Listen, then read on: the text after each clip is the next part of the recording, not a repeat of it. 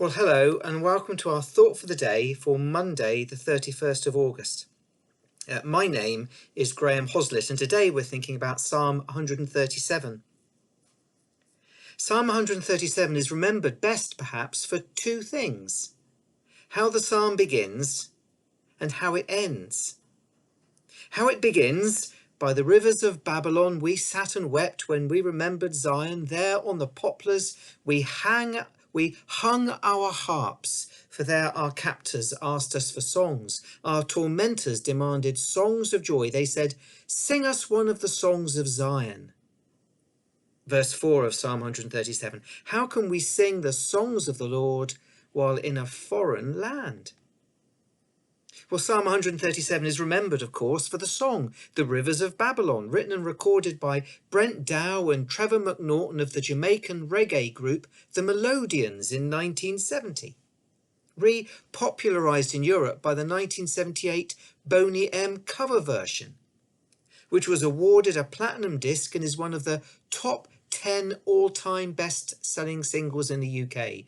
By the rivers of Babylon, where we sat down, there we wept when we remembered Zion. The B-side of the single, Brown Girl in the Ring, also became a hit.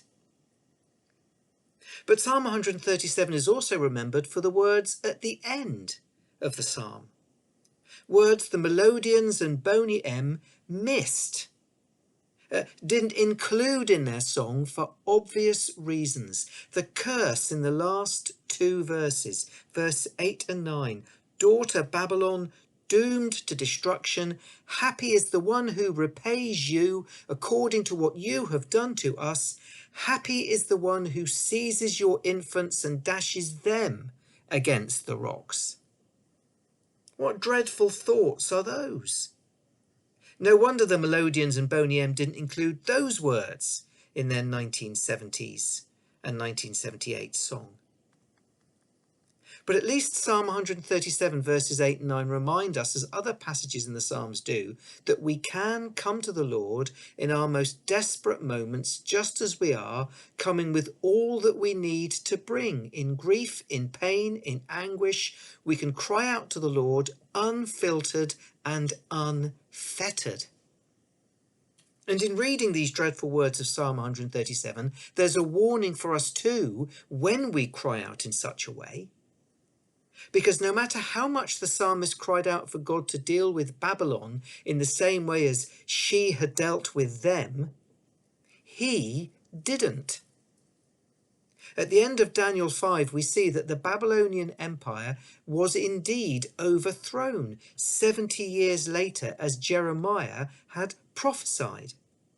The Babylonian Empire absorbed into the Persian Empire, but not in a cataclysmic war of destruction, but a near bloodless coup. When the Medes took over in 539 BC, King Belshazzar died, we read at the end of Daniel 5, but the city and the populace was spared. The Greek historians Herodotus and Xenophon reported in their writings that the city was at the time under siege.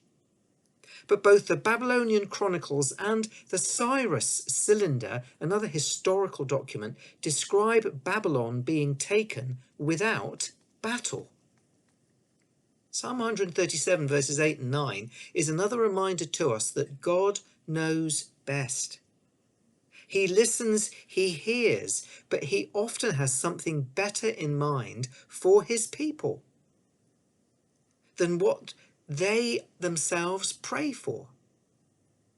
At the end of Babylon's 70 years, rather than his people simply seeing Babylon destroyed, he willed instead for another king to come, another empire to rise, one that would let his people not only survive, but return.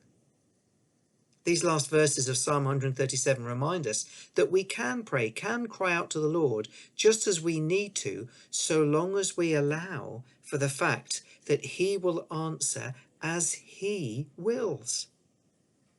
Babylon fell, But had Babylon fallen according to the wish of the writer of Psalm 137 verse 8 and 9, well, it wouldn't just have been the infants of the Babylonians that would have been destroyed on that dreadful day. But like at a football match, when at the beginning the home fans sing to the away fans, Israel, Israel, give us a song. Israel, give us a song. But then as the goals start going in, start taunting the away fans. You're not singing, you're not singing, you're not singing anymore, you're not singing anymore. So a similar but even more painful drama is being played out at the Riverside Stadium in Psalm 137. Israel, Israel, give us a song. Israel, give us a song. Some suggest that verse 4, how can we sing the songs of the Lord while in a foreign land, is really the singers asking a moral or a theological question. If these singers were temple musicians, it may have been that they felt to sing the songs of the Lord in a foreign land, a profane land away from the temple, would have been wrong. How could they sing songs only intended for temple worship anywhere else? But verse 4 doesn't say, how dare we sing the songs of the Lord while in a foreign land, but how can we sing the songs of the Lord while in a foreign land?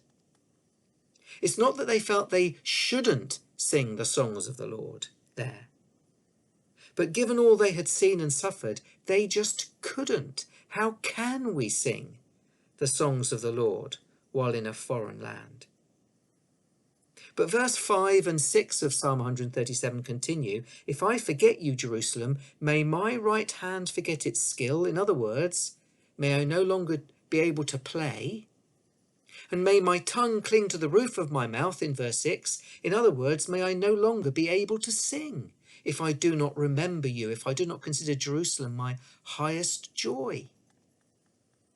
The fact is, the people were going to be in exile by those rivers for the next 70 years. That was the message of Jeremiah to them in Jeremiah 29. And it was going to be vital for their return as a people at the end of those 70 years to Jerusalem, that they had been able to continue to sing the songs of the Lord even in that strange land.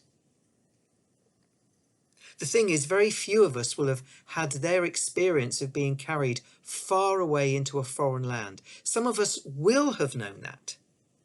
Some of us will have suffered the same sort of trauma and turmoil in our lives of fleeing or even being carried to a foreign, strange place. But few of us in all reality will have suffered that these days. But as Christians, verse 4 is a statement of our current experience in this world, in this life, away from the heavenly city, longing for the new Jerusalem, being citizens of one kingdom while being exiled in another. How can we sing the songs of the Lord while in a foreign land? But how important that we do. I'd like to think it was important that those singers did not leave their harps hanging there on those waterside poplars, because somehow, in some way, those singers were going to have to enable the continuing worship of the people in exile in Babylon. I don't know which rivers you find yourself beside today, whether they are rivers that seem very familiar to you or ones that seem very strange and foreign. You might not feel very much like singing at the moment. Maybe you faced or are facing trouble, trial, sadness, difficulty, maybe even feeling taunted.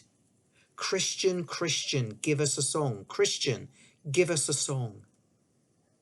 But even if you can't sing at the moment, don't hang up your harp.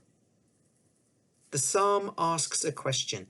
How can we sing the songs of the Lord while in a foreign land? But maybe it is in such a foreign land where the songs of the Lord most need to be heard. Christian, Christian, give us a song. Christian, give us a song. Well, maybe it's been a while since you've been able to sing. And I'm not thinking of singing in church, literally, but metaphorically. Maybe it's been a while since you've been able to sing.